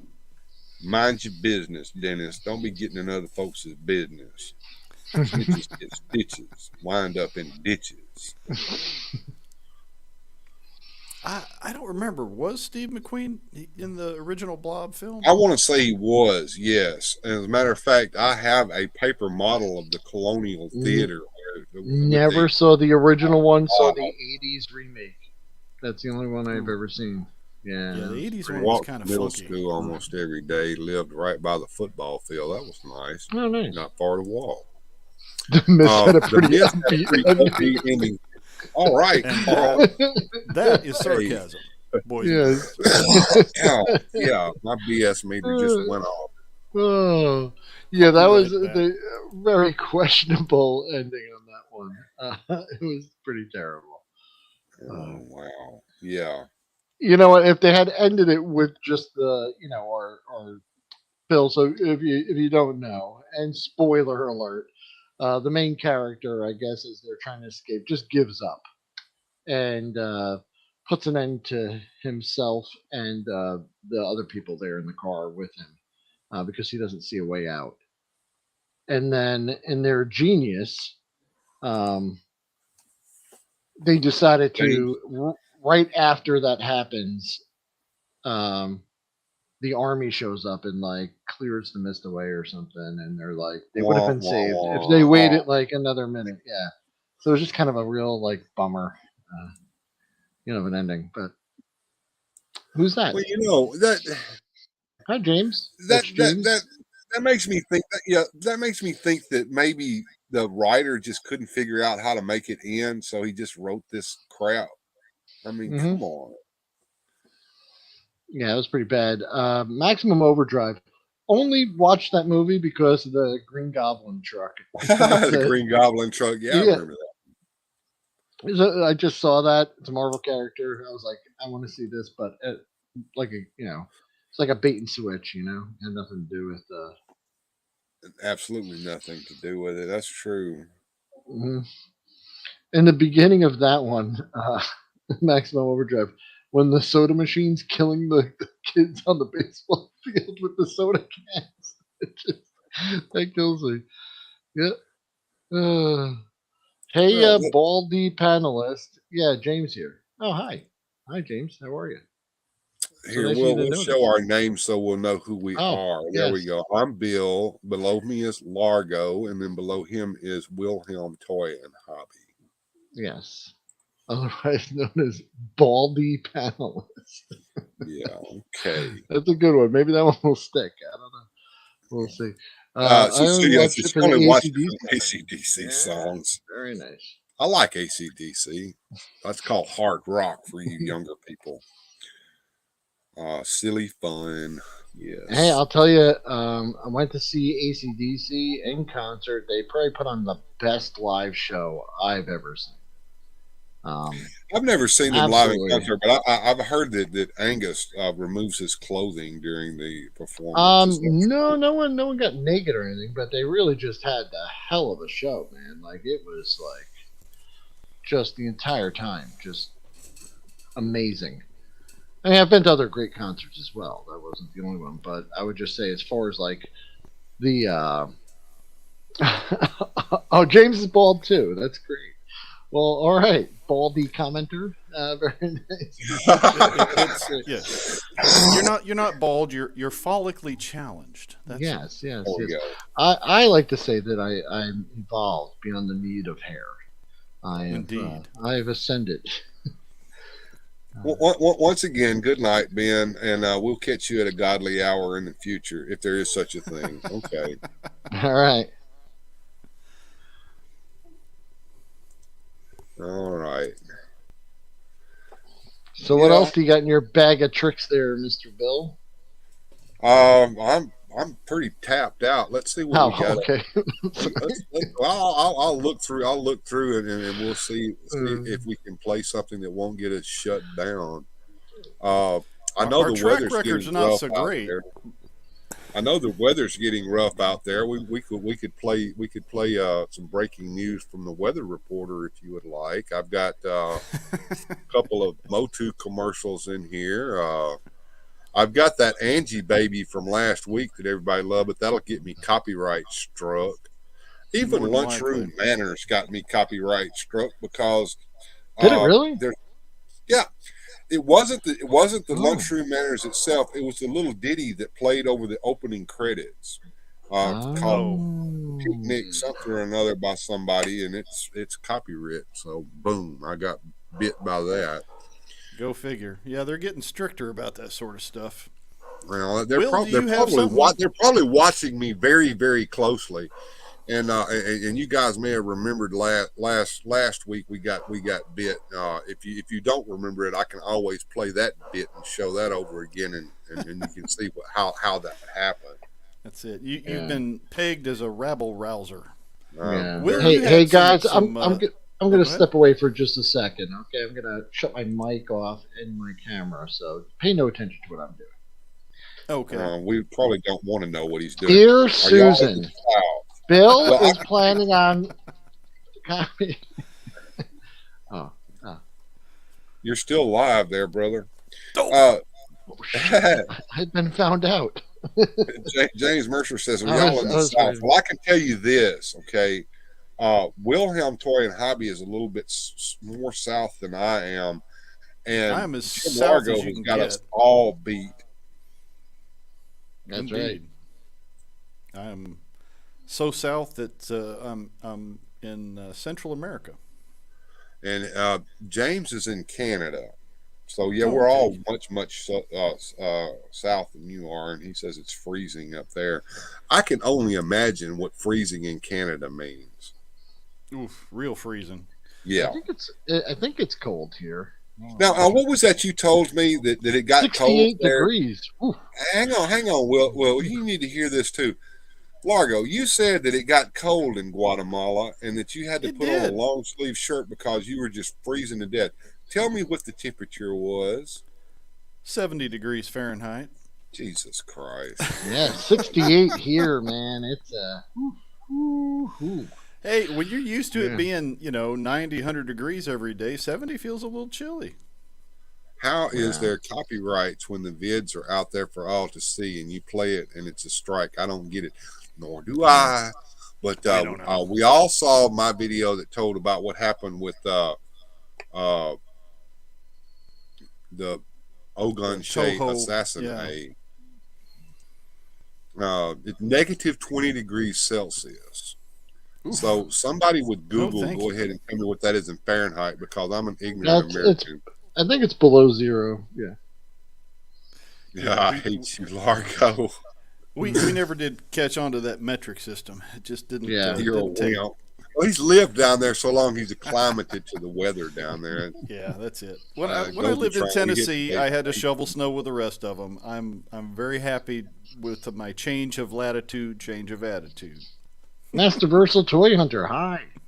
Yeah, Evening. we're in the last half hour of the show, Master Versal. Good to see you there. Ooh, Susudio with some Largo has become a weather wimp. It's true. Wow. Wow. It's true. I'm just like the Oh. natives here. When it dips below, 85, they start reaching And for a I can coat. tell you, James Mercer, that when Bjorn says -4 degrees, he means Fahrenheit. Mm-hmm. Yeah, it's chilly. 42 in Ohio. It was Oh, wow. 42 degrees here a couple of days ago. Well, today, early this morning. Good evening, all in the chat this day. Yes. OBS says it was -9 the other night, and the wind chill was bad today too. Ooh, I can only imagine.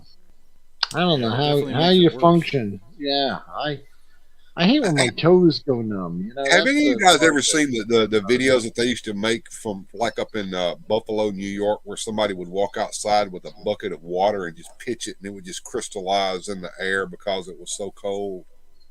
Yeah. Yep.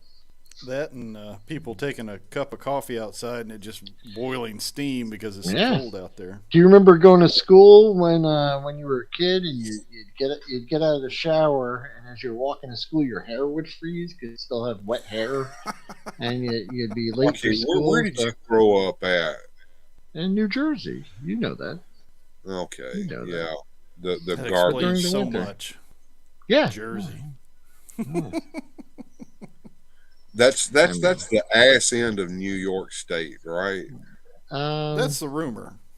There are some pretty yeah. spots around I there, could I'm sure. see New York City from where I was. You know, Mm. it's right there. I don't know. Call it whatever you Yeah. want. I mean, you know. I don't really. And that's how Will went bald. It's- Hair follicle yeah. just froze and broke off Yeah. next to his head. He was like Charlie Brown when he was a kid. And then I moved to One Florida, curl in the front, another the rest of it place was bald. that has just gotten a great That's- reputation. So, All right, I've got a piece of useless trivia for you guys. Okay, you know what Charlie Brown looks like? Little loser kid, you know, and he's got just one little curl in the front and no hair, but except for maybe 3 little sprigs back here in the back. Do you know why he looks like that? And this is canon. Okay. His dad is a barber.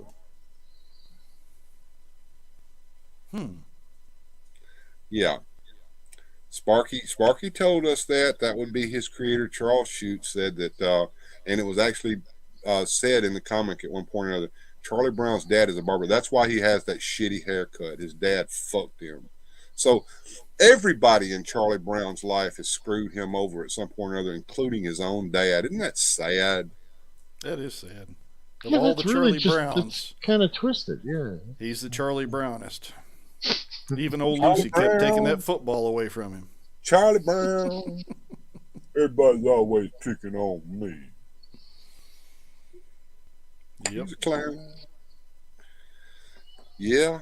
I'm getting on to the last 30 minutes of the show, folks. We got to find something to talk about. Come on, chat. Yep, Dad did it. That's the thing. Poor old Charlie Brown. Yeah, Never- that just seems really twisted. I'm kind of. well, there's some dark things going on in the Yeah. comic strips that you don't know about sometimes, I guess. Not very cool.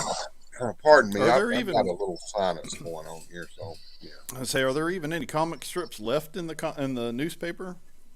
I can't remember the last time I actually read. I a haven't physical looked newspaper. at a real newspaper in a long time, much less one that actually had comic sections in it. The little red-haired girl likes him. I don't know if she likes him or not. I think she actually got named at some point or another, and they actually showed her. But that's after the strip had already jumped the shark. Well, in the recent Peanuts movie they did, she did return his affection. So that was Did nice. she? Was that the CGI Peanuts movie? It was. I thought it was pretty cute. I'll have to check that out, I guess. Even had a good Red Baron story in there with Snoopy going after the old enemy ace. Welcome back, Deanna. Peppermint Oh, Patty. Yeah, something going on there between Peppermint Patty and Marcy. I can't put my finger Allegedly. on it. Allegedly. Pigpen was always my favorite because he just let it all hang out. And then Now, when he took a Pigpen, bath, nobody just recognized a him. cloud of dust going all over the place. Yep, I think everybody had a Pigpen in their class one time or another. There was always that kid that Yeah, had his we had trapper one when I keeper was in and the papers Army. I think flying. I've told that story before. He got bathed by the whole platoon. It wasn't Oof. pretty. Did you ever have to bathe a fellow member of the armed forces when you were in there? We did not. We did have one fellow we did have to threaten with what we called a shower party, but there would not be any bathing involved, just bars of soap and a sock, if you know what I mean. A little tune up. You Yeah. always have one or two bad seeds that somehow get through the processing and show up in basic, and they try to make it hard for everybody.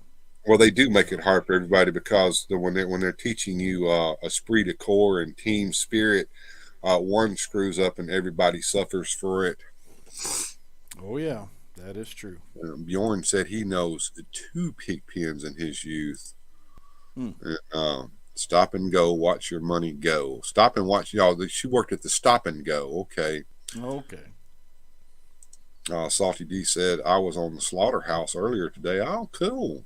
Oh, cool. Sergeant Slaughter's cool, man. Go over there and then check out Zazel. Sometimes he actually has Sergeant Slaughter himself on there along with his daughter, Slaughter daughter. Yep. We're big Absolutely. fans of Zazel. Yeah. Best beard in the business is voted by It's true. Best Beard He Magazine. does have what's 2023. known as an epic beard. Yes, he has an Now, epic I got beard. a. It's been pointed out before, but I'm going to ask because it's right here. For those of you who know Zazel, take a look at this. Zazel, hey. Hey, Oh, like a Zazel figure. yeah, look at that.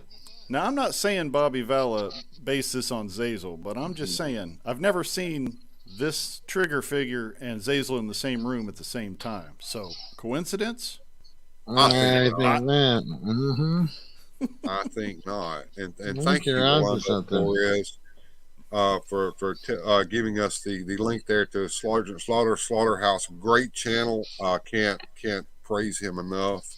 Oh yeah, he does some fun stuff on there, especially the wrestling goofs he does with Slaughter and his whole wrestling gang he's got together. They do some good stuff. A lot of fun. Absolutely. But yeah, I'm just nursing this stupid head cold that I've got, and I threatened Largo earlier today to pull a grindhead Jim and just blow my nose right here on camera, and Largo said, "Don't do that." Yeah, that's a little uncouth, I think. I've coughed a little bit, but I haven't coughed up a loogie and spit it in the garbage can. I think Jim did that. Oh, there's Rolando's got a good point. If you were to take and repaint that trigger, you'd have a Greg Cook. Greg is another one that does some YouTubing and likes to do custom figures and stuff, and he does look a little bit like that. If you Yeah, fun fact. I ran into him at Joe Fest last year. I aim Oh, to did you? please there, Yeah. Deanna. I aim to please. I aim to please. Will, do you have any more of those? What was it? The fruit pie comic strips or anything like that you've got in your little archive? I got something. I was working on it. It's not great, but it was. If you're interested, Bill, I could pull it up. Sure. If you can share that down there, I'll take the live chat off the screen real quick, and then we'll take a look at that. Yeah. Let me kind of explain it first. So I was looking All through. right. I wanted to do something with you, and we'll just say things got in the way. So this is kind of like a half-finished thing or a concept. We could go deeper into this on a later stream. But these are some Golden Are Age these, comic like characters. deep thoughts or what? No. They're Golden Age comic characters. Some may be familiar to you, some may not be. The idea was I was going to just present to you one of these characters, just their title and a brief picture of them, and I was going to ask you to guess what you think their superpower origin story is. Oh, that would Um, be fun. Let's do that. yeah, Yeah. so it's not as good as I'd like it to be, but it's okay. So let's take a look. All right. You You get see that up there, there there's on the the first one there. screen. And this one is an easy one. This is a, The green llama. I'm aware yeah, of this character. you're not aware of him. I am aware of him. As a matter of fact, So you are aware of him, and you know his powers then, right? I've actually held a green llama comic in my hand, a Golden Age green llama comic. Okay. Great. I So, wonder if and- Gochitron has any Green Llama comics. I bet he probably knows a little bit about this stuff. I would say that he has the power of mysticism because he learned it from the monks, and that he can fly and or levitate / fly, and he has. well, there's no pulling one over on you because you're right. Yeah. Jethro Dumont, a rich resident of New York City, spent 10 years in Tibet studying to be a lama. A Buddhist guru as opposed to a toy guru. Yes, I thought you would enjoy that part of it. I think that might be why I pulled him Well, out at least there. he didn't get his powers from the fuzzy critter llama, because they're just known for spitting on people. So he would receive green llama powers by reciting the mantra, Mani, Padme. You said gonna be a green llama. Mani, Padme, Mani, Padme, I think we heard that in Doctor Who with the spiders. So then they throw this one in though. This was just a weird thing. Dumont is also endowed with superhuman abilities acquired through his scientific knowledge of radioactive salts. Bath salts. So he's also a bath salt addict. So he spent 10 years. Salts, and he thinks he has superpowers, but he actually doesn't as he runs down the street naked. Okay, so that was what year is this, Bill? Will? I would say probably 1940s. Yeah, a lot of these are from the 30s and 40s. And back then, I think they just kind of had this thing where every Tom, Dick, and Harry was just making up comic book characters and spitting them out and just trying to see what's, shoot everything against the wall, see what stuck. And obviously, we know the ones that stuck, but we may not know these. A lot of these have just been abandoned completely, never bought up by another publisher. Hang on. Now, Bjorn, you swore to me that you want a drinking man. Well, better a pink elephant than a green llama. If he starts seeing green llamas, then it's time to see us. All right, guys, you ready for one? This one might be a little harder. I don't remember what it is. Go for it, man. This is the bald eagle. And James, you're going to love this one. What?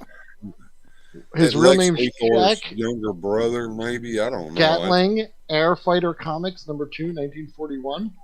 What do you think his powers are? The bald eagle. He can fly an airplane. Johnny Canuck. So what do you think? Anyone in chat have a guess at what the bald eagle does? What are his superpowers?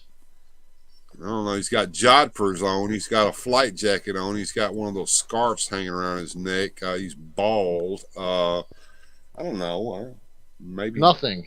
Jack Gatling was known as the best stunt flyer in America, but he lost all of his hair. First. He flew an airplane. Did I not say that, Largo? Flying through a fire, earning the nickname the Bald Eagle. Okay, I'm 2 for 2 now. Okay, I'm 2 for 2. I said he flew an airplane, so yeah. What a stupid character, though. But his plane had a cool name. It was called the Flying Coffin. I like. Now wait a minute. Now back up for a minute.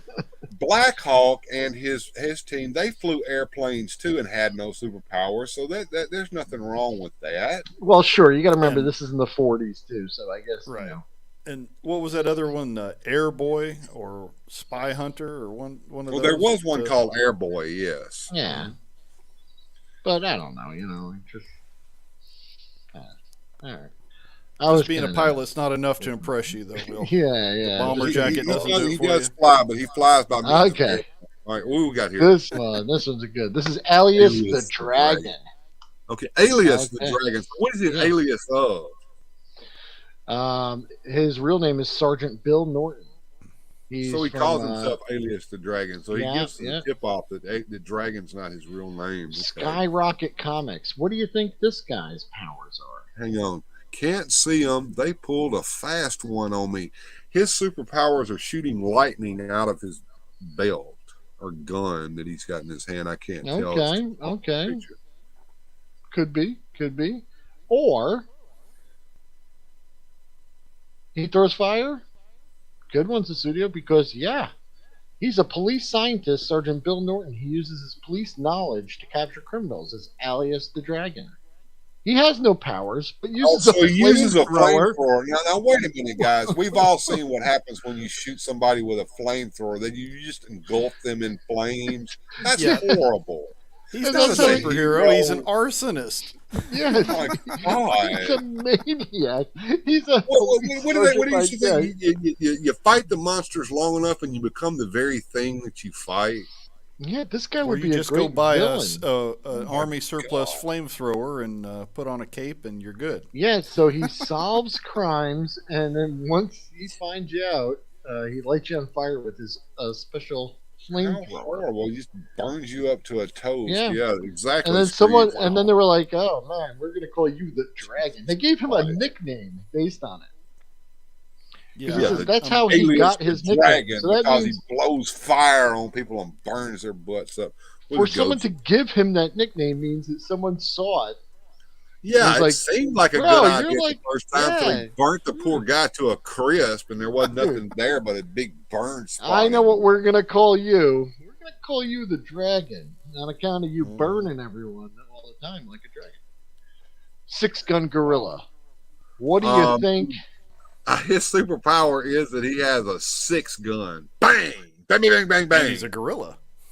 I think you guys nailed it. I mean, did you guys look at these slides ahead of time, or is this one just so from 1939? In Wizard or D.C. Thompson and Company, the original publisher.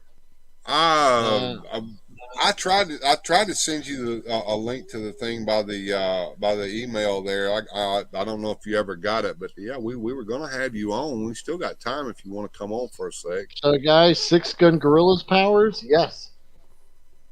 It's kind of Tarzan, but the opposite. 6-gun gorilla was an ape named O'Neill, who was an infant. He was kidnapped and brought from Africa to the United States, where he was sold to a prospector named Bart Masters. Masters was a loving owner whom the gorilla grew to love like a father. Bart taught the gorilla to dig, fetch firewood, gather water, cook, clean, and most importantly, load and fire a revolver. Unfortunately, Bart Masters was murdered by Touch Strawhan, leader of the Strawhan Gang, in order to learn what Masters knew about the Great Mother Lode. O'Neill, who is 6-gun gorilla, swore revenge.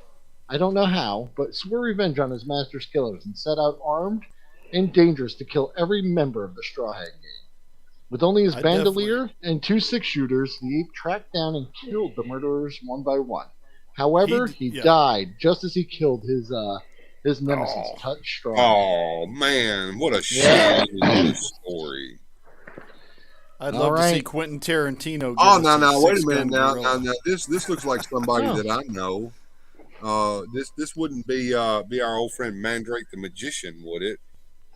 I don't know where his name is. Where is it? I have notes that I put that there, has to be. That's Mandrake the Magician. If it's not Mandrake, then it's got to be Zatara. But Zatara doesn't look exactly like Voodoo. That is Voodoo. He's got the power of voodoo. Yes, and he fought evil with his apprentice Nicky. His enemy included out of Mana the Great. These guys just threw anything at the wall just to see if it would stick, right? Voudini had vast powers enabling him to fly, teleport, make things appear and disappear. He could even turn people into a stone. Wow. I think you would like that, Bill. Susudio, did you ever read any of these goofy comics when you were younger? No. She's not that old, Largo. This is I'm not saying she was. I'm just saying, 40. Hey. Vapo man, I'm saying you're a lot younger than that, Susudio. I know that. Man, he has the power to vape. Matter of fact, Vapo Man is Wilhelm Toy and Hobby's great grandfather. Wait a minute. There you go. There you go. All right. Voodoo. I have the power to smoke. Okay.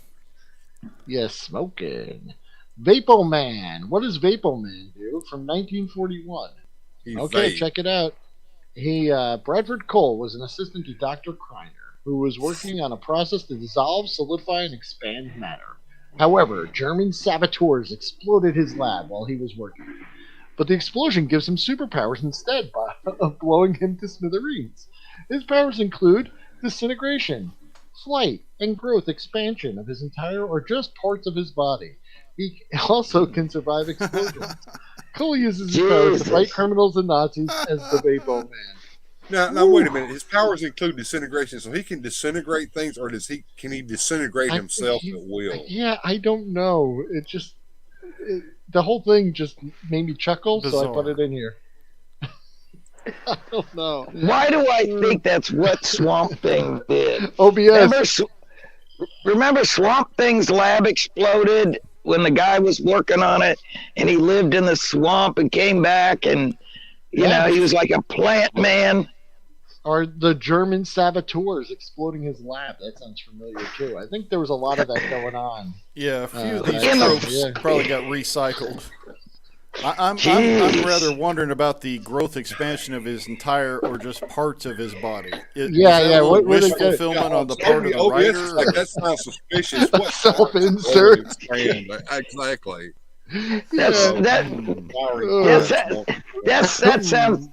That sounds a little sleazy, guys. Yeah. Something seems to be growing, Vapo Man. No, those are just my powers. I'm just able to expand certain parts. Just certain sections of my anatomy expand. Stand back. I don't know how big it gets. Thunder Agent. And the thunder has got dots on it, so this is an acronym. Thunder Agent. Yes. What are their Do you want to take a crack at what thunder means? I doubt it. No, I can't. But it's Dynamo, No Man, Menthor, and Lightning and Raven. Let's see what that's all about. This may be unfinished. Thunder stands for the Higher United Nations Defense Enforcement Reserves. Oh, God. That's a mouthful. Yeah, they're a secret organization formed after World War II to fight covert threats. When UN special agents storm Professor M.L. Jennings Mountain Laboratory to drive off the forces of, I think I clipped it there. I told you, it was an unfinished thing. The Warlord, they discover that Jennings has been killed, and the Warlord soldiers have stolen his inventions. But there are a few they missed. Oh, so the story's not that bad. So each member of the team uses one of these inventions, which is how they get their powers. So these inventions are super weapons to combat the Warlord, but providing superpowers to whoever wears them. So you have the Thunder Belt, which gives Leo Brown, codenamed Dynamo. It increases his density, giving him super strength and invulnerability, but only for periods of 30 minutes. Right. I like Gojitron says, I remember the 80s reboot of this. Oh, it did have an 80s reboot. Mm-hmm. I did not know about that. Let's see. Anthony Dunn, I guess. So he transferred his mind into an android body, allowing him to switch between bodies at will. He was given an invisibility cloak, becoming No Man. And then the Mentor helmet, it gave him mental powers. And a heroic split personality? How's that heroic? That's a mental disorder, is it not? That sounds a lot like the Doom Patrol. Remember the Mentor? Yeah. What year was this? 1965. So it might have been around the same time. Oh, they were ripping off Fantastic Four. Obviously, we got to have a super team here. Oh, and then I just got this on. Come on, man. From 1950, Private Joe Birch. His superpower is that he is able to avoid any kind of work whatsoever. He was lazy and girl crazy, but he loved his country and loved to fight. So he joined the army and shipped off to Korea to fight communists. Sounds like Sad Sack. Yeah. Yep. It sounds like every private I've ever known in the military. Their company included Meatball, Hoosier, weepy. It's just, yeah. Just, Are these the seven dwarfs, or is this Yeah, these army yeah. privates? Or is that today's army?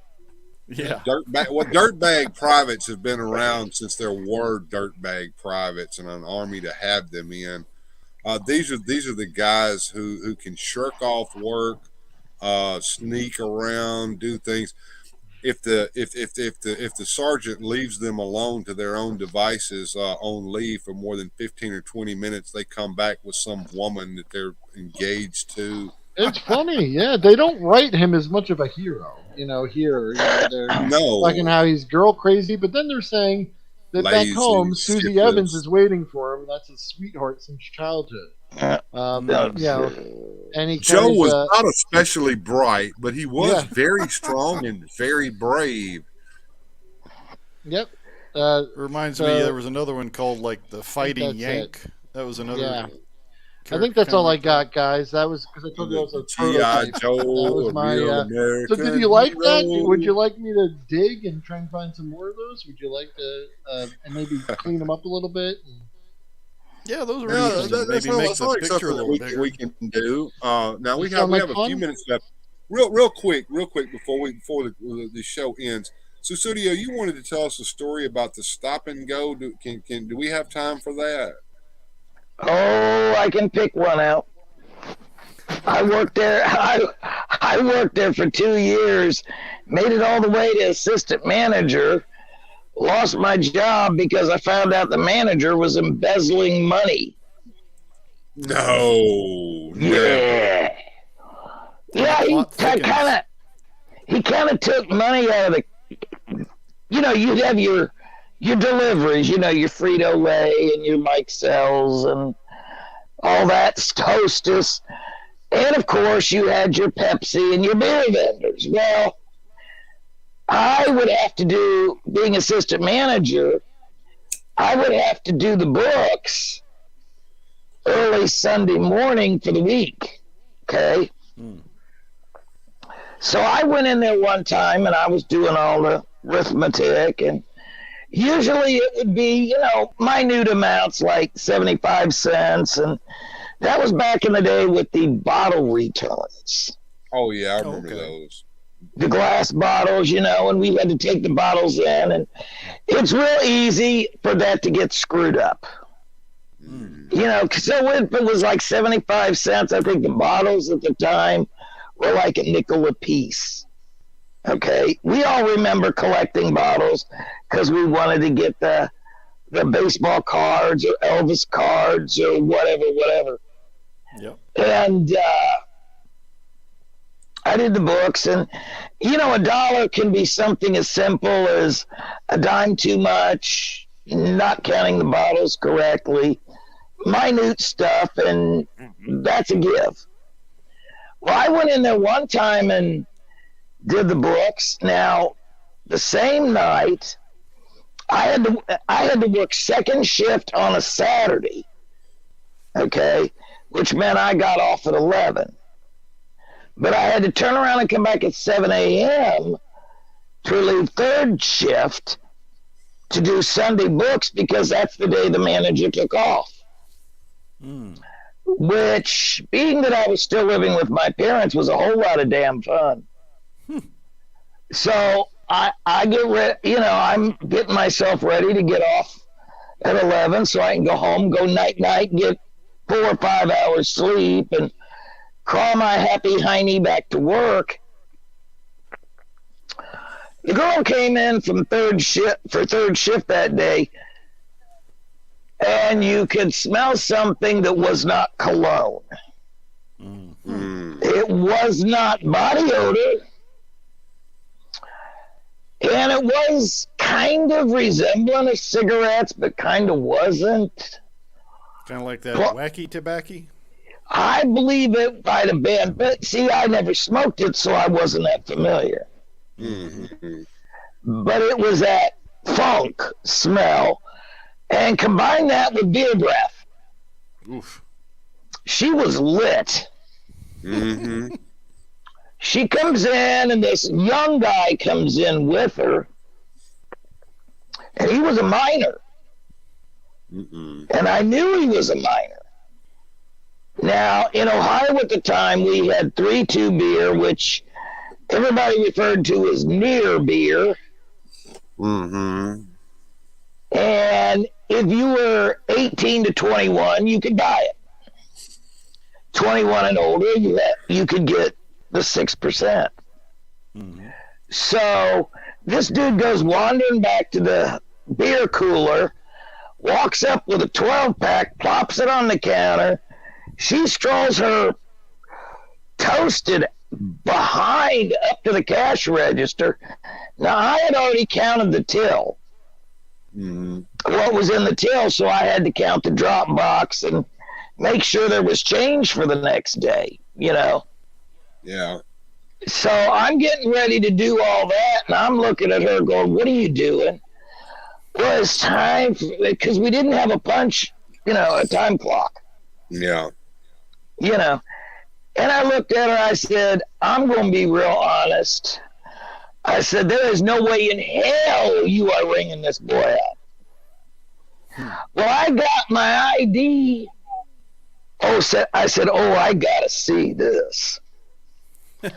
Now, the location of the stop and go, you had a pretty main thoroughfare here, and we had a gas station behind us, and a Dunkin' Donuts on the other side, and a parking lot in front of us. So we had lots of blind spots, okay? So the business was in Kettering, Ohio. And trust and believe, going up Marshall Road, which was the side major road, you could pretty much set your clock as to what time the Kettering police would drive by. Okay. And being this was a Saturday night, you know they were watching. So he pulls out this ID. I looked at the ID and I said, let me tell you something. I said, if you are 25 years old, I'm 10 years old. I said, now you go on about your business. I took the beer away from him. And the girl says, well, I'll pay for it. I said, I'll tell you what you're going to do. You're going to take your ass out, get in that car, and leave. Because I knew what she was going to do. She knew I knew what she was going to do. So she gets all pissed off. And I, honest to God, made her go home. Now, I could do that being assistant manager. So I'm standing there trying to figure out what the hell I'm going to do now, because I've got nobody to cover third shift. I'm supposed to be there on first shift. So I thought, well, I'll work as late as I can. So I called the manager, which would be what you would do. So I called the manager, and he was lit. He says, what do you... And I said, and his name, unfortunately, was Bill. Sorry. There's so many of us in this world. Pardon me. I said, now, Bill, I had to send so-and-so home. Well, why did you do that? I said, because she was drunk. I said she tried to sell beer to a minor while under the influence. Well, you're going to have to cover her shift. At which time I said, no shit. I said, now somebody's going to have to come in for me tomorrow. He said, that's your responsibility. You're the one that sent her home. And he hung up on me. Sounds familiar. So I went ahead and I went about the duties. I went ahead and checked all the drops and all that stuff. And there was no sense really doing a closeout till, simply because I was the only one using the money. You know, I counted the till, and so I waited for the drop box till the next day, because normally I'd empty it and take it in the back.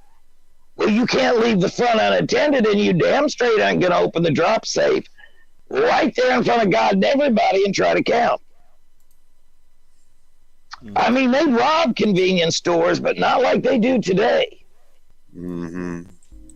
So the next day, now, in the meantime, when I came in, what was going on is he was buying beer off of a beer truck and having it put in his trunk.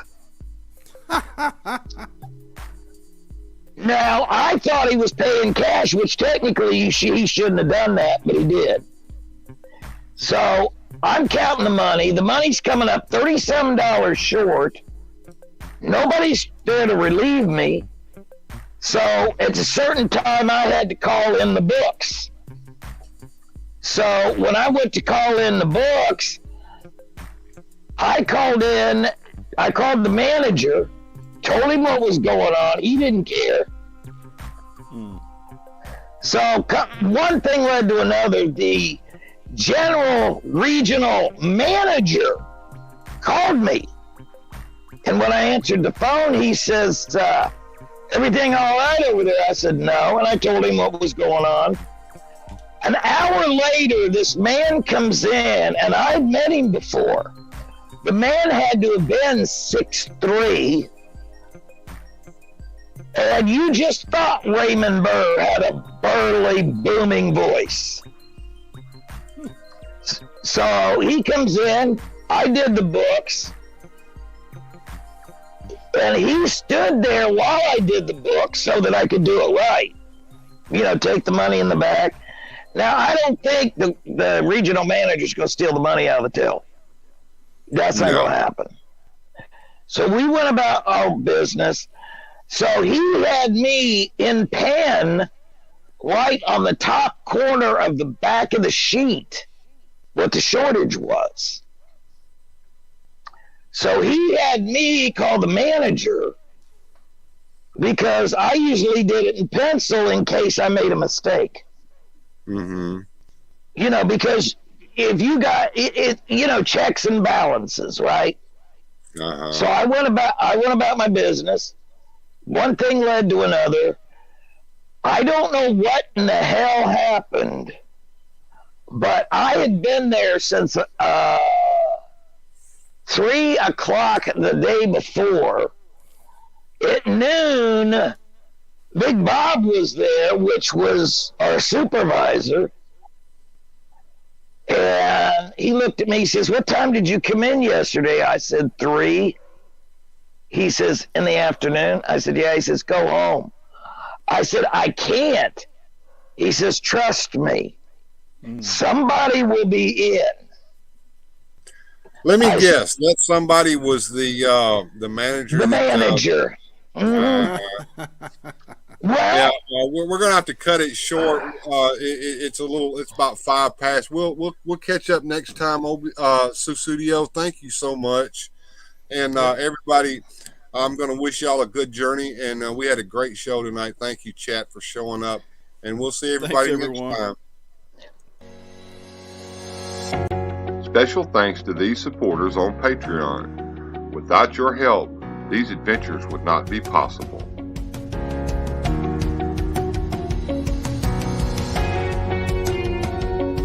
Thanks for watching. If you enjoyed today's adventure, please hit like and subscribe and share the video.